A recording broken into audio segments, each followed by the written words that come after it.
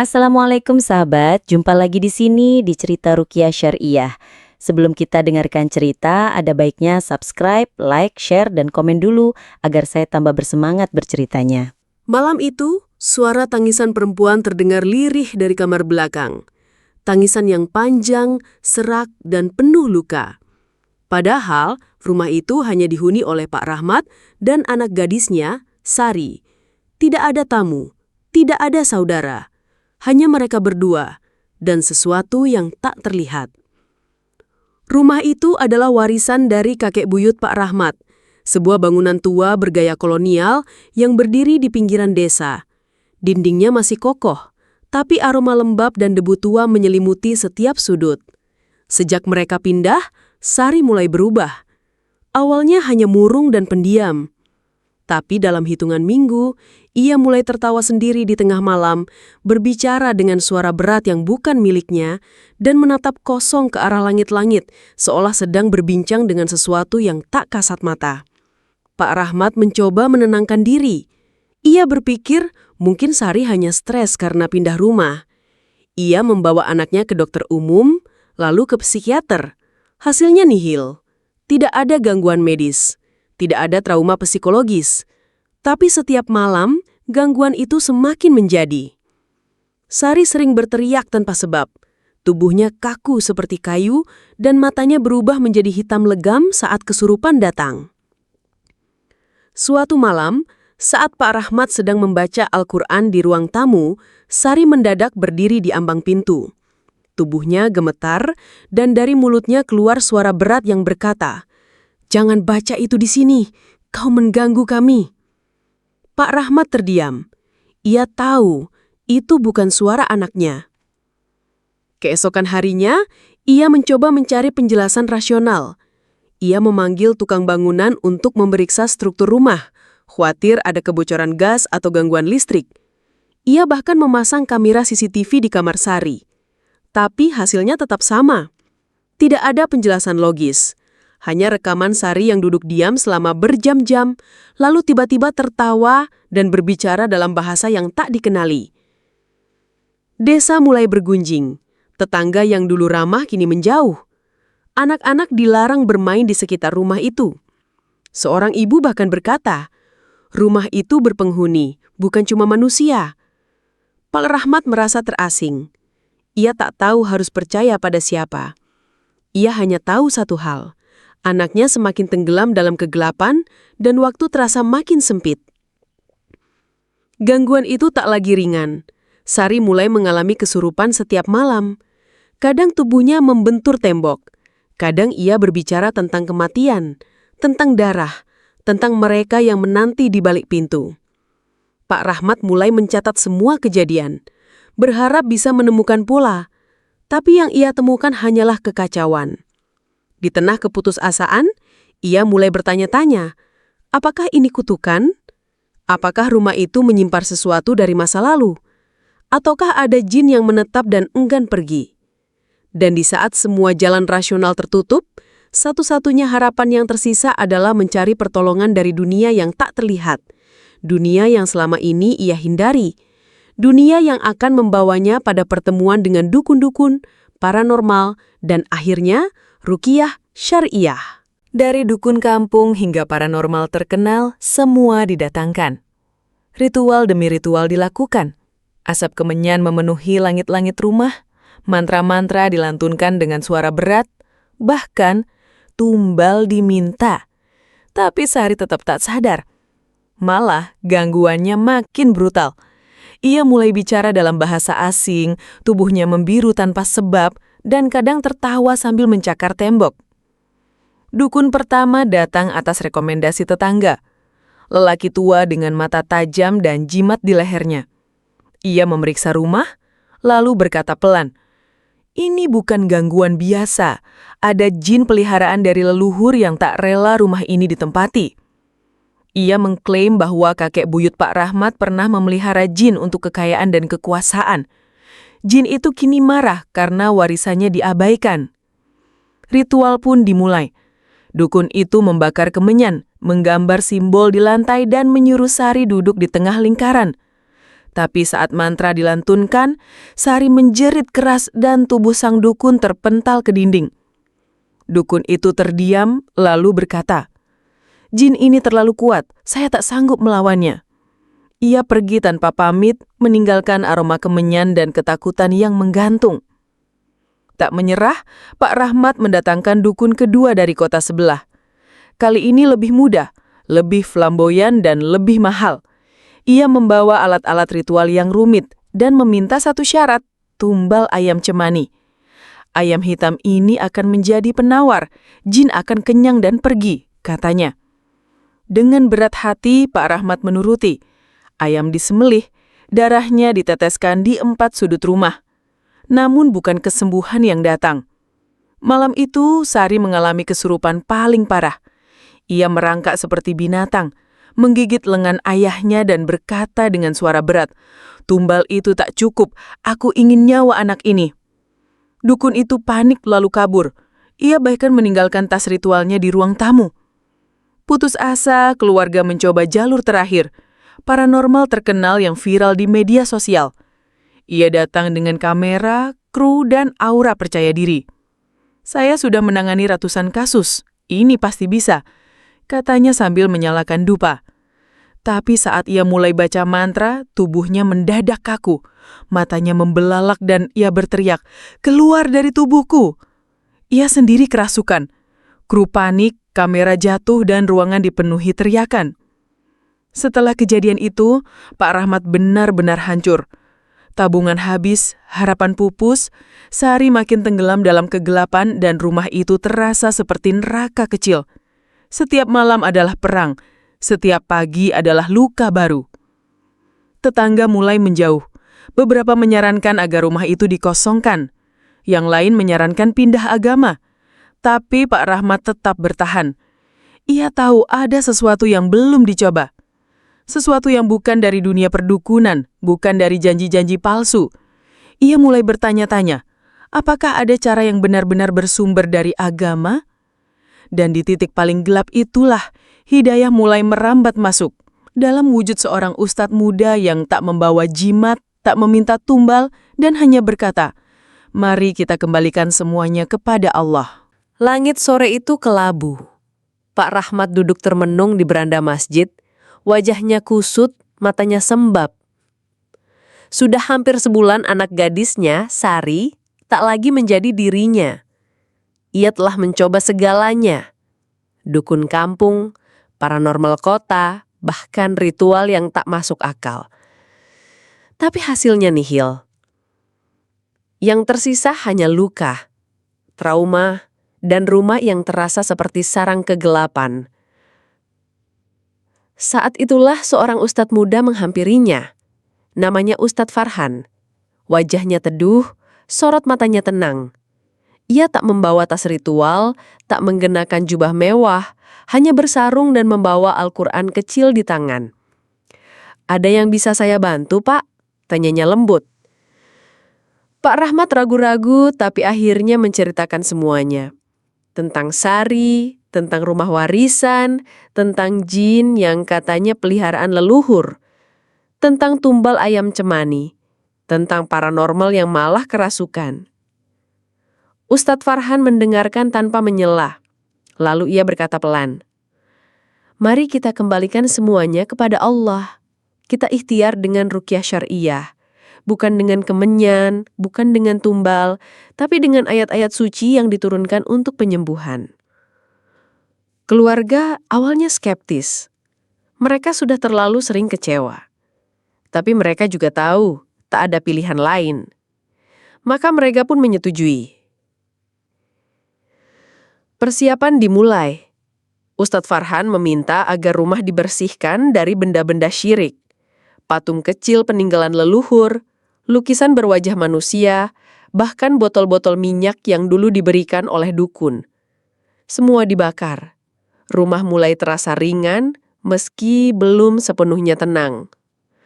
Sari dimandikan dengan air ruqyah, air yang telah dibacakan ayat-ayat Al-Quran seperti Al-Fatihah, ayat kursi, dan Al-Ikhlas.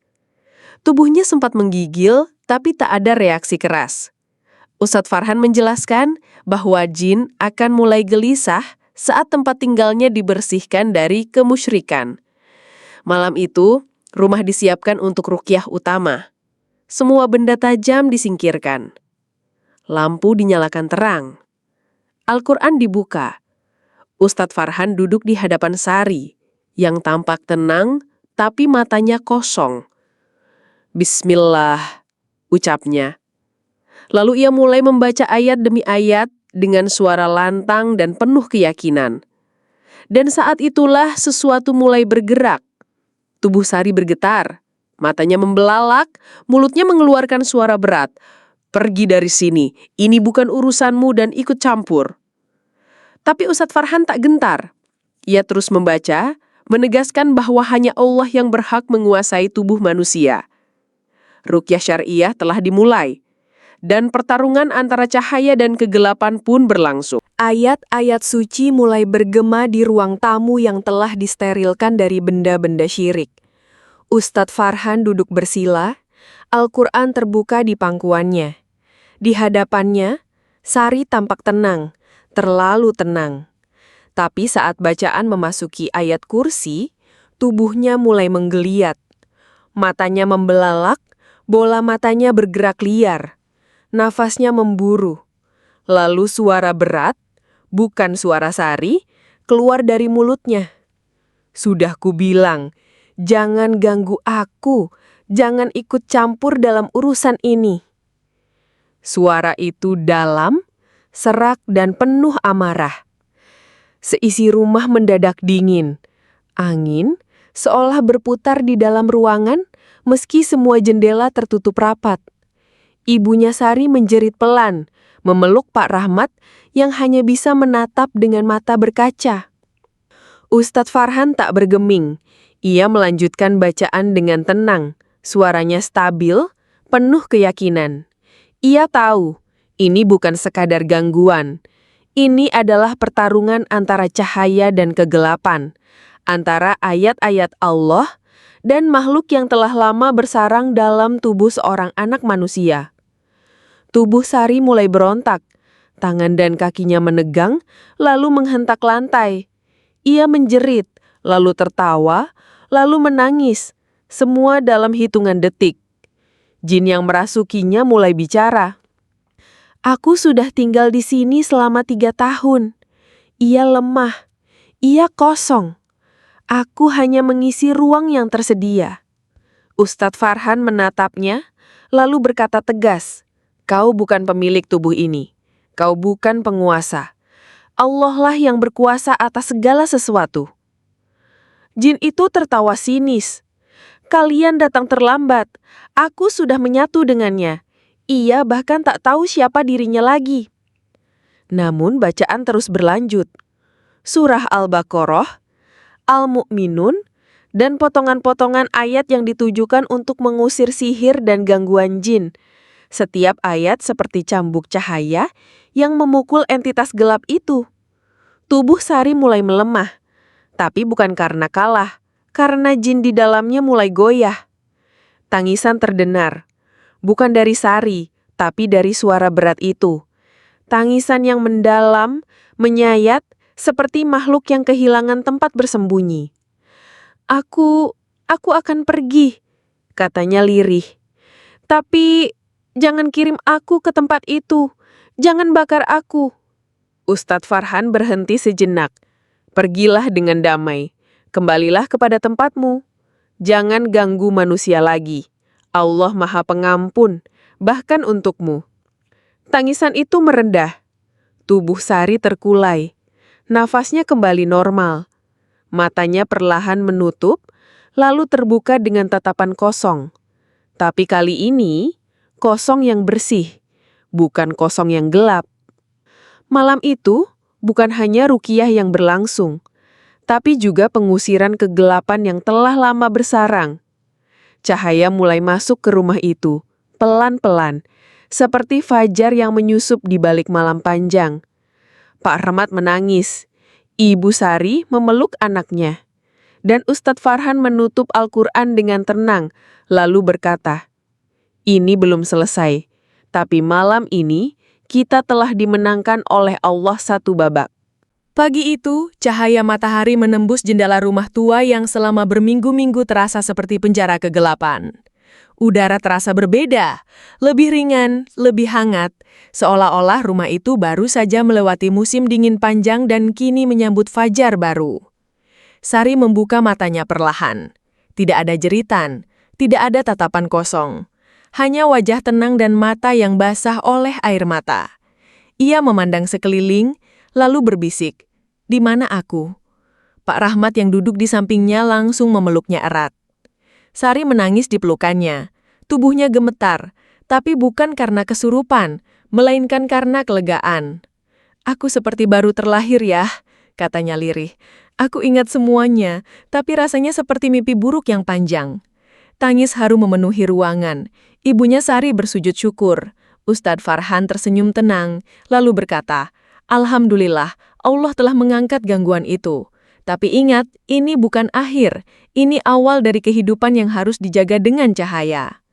Sejak hari itu, rumah dua itu tak lagi sunyi. Lantunan Al-Quran menggema setiap pagi dan malam. Pak Rahmat mulai memimpin sholat berjamaah bersama keluarganya. Sari yang dulu enggan menyentuh mushaf, kini membaca surah-surah pendek dengan penuh semangat. Ia bahkan mulai menghafal ayat kursi dan Al-Falaq, ayat-ayat yang dulu menjadi senjata dalam ruqyahnya. Keluarga mulai rutin melakukan zikir pagi dan petang. Mereka menyadari bahwa gangguan itu bukan hanya karena jin, tapi juga karena kelalaian mereka dalam menjaga spiritualitas rumah. Rumah yang dulu dipenuhi benda-benda warisan leluhur, patung kecil, lukisan berwajah manusia, botol minyak dari dukun, semua dibersihkan, dibakar, dibuang. Tak ada lagi ruang bagi syirik dan kesesatan. Pak Rahmat juga mengganti dekorasi rumah. Ia menggantung kaligrafi ayat suci di ruang tamu, menaruh mushaf di tempat yang mudah dijangkau, dan memastikan tidak ada benda yang bisa menjadi pintu masuk bagi gangguan spiritual. Bahkan aroma rumah berubah, dari bau kemenyan menjadi wangi minyak zaitun dan kayu gaharu. Tetangga yang dulu menjauh mulai kembali menyapa. Mereka terkejut melihat perubahan drastis. Sari yang dulu dikenal sebagai anak kerasukan, kini menjadi gadis yang ramah dan bercahaya. Ia bahkan mulai aktif di kegiatan remaja masjid, membantu mengajar anak-anak mengaji. Pak Rahmat tak henti-hentinya bersyukur. Ia tahu semua ini bukan karena kekuatannya, bukan karena dukun, bukan karena ritual, tapi karena Allah yang membuka jalan melalui ruqyah syariah. Ia mulai menceritakan kisah keluarganya kepada orang-orang yang mengalami gangguan serupa. Ia ingin menjadi saksi bahwa cahaya itu nyata dan bahwa kegelapan bisa diusir, bukan dengan tumbal, tapi dengan tauhid.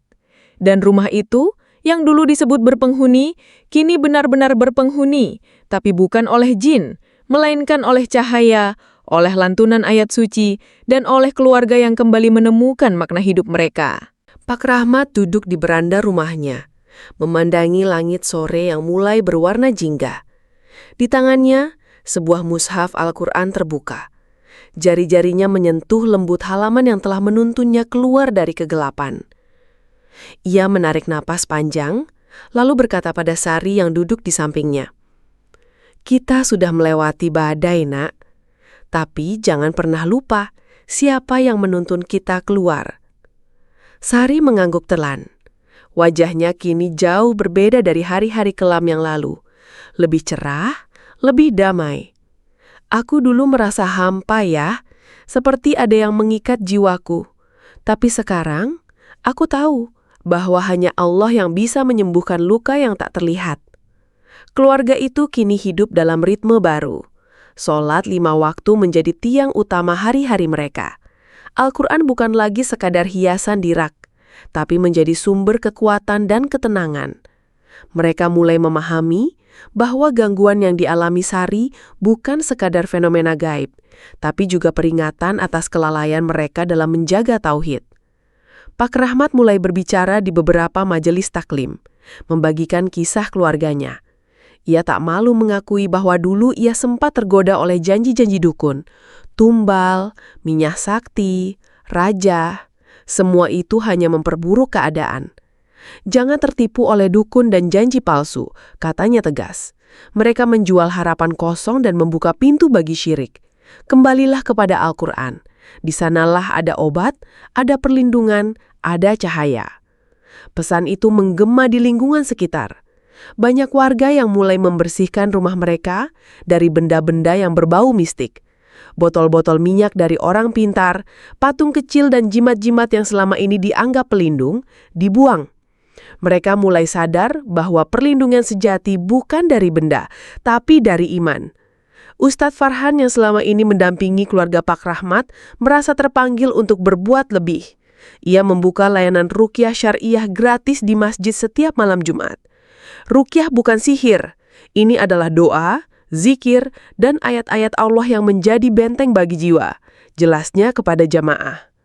Masjid yang dulu sepi kini dipenuhi orang-orang yang ingin belajar, bukan hanya tentang ruqyah, tapi juga tentang tauhid. Ustadz Farhan mengajarkan bahwa syirik bukan hanya menyembah berhala, tapi juga mempercayai kekuatan selain Allah dalam urusan hidup. Ia mengutip firman Allah, "Sesungguhnya syirik adalah dosa yang paling besar." Sari pun ikut membantu di masjid, membagikan brosur edukatif tentang bahaya syirik dan pentingnya menjaga akidah. Ia menjadi simbol harapan bahwa bahkan dari kegelapan terdalam, seseorang bisa kembali bersinar jika ia berpegang pada cahaya yang benar. Kini rumah Pak Rahmat bukan hanya tempat tinggal, tapi juga tempat belajar. Tetangga datang untuk berdiskusi, mengaji, dan mencari ketenangan. Dan di tengah semua itu, Pak Rahmat tetap menjadi saksi hidup. Ia tak lelah mengulang pesannya. Jangan cari jalan pintas. Jangan serahkan hidupmu pada benda atau manusia yang menjanjikan kekuatan gaib.